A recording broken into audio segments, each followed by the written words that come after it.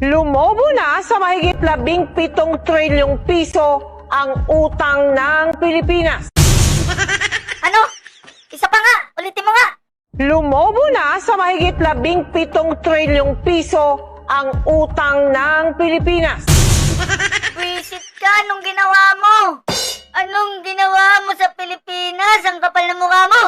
Pinalubo mo ng ganun, walang yaka, 3 years ka palang nakaupo. Ang tanong, saan nyo dinala yung mga inutang nyo? Sumagot ka! Saan nyo dinala yung mga inuutang nyo?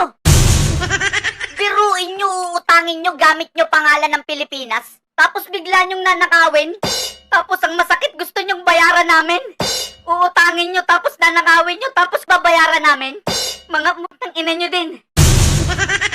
Sabi ko sa'yo, Ben, magaling si Bongbong eh. Mga tarantado kayo minuminuto. Alam nyo na nga yung presidente natin magnanakaw sa kabobo. Suporta pa rin kayo. Anong tawag sa inyo? Eh di mas masahol pa sa bobo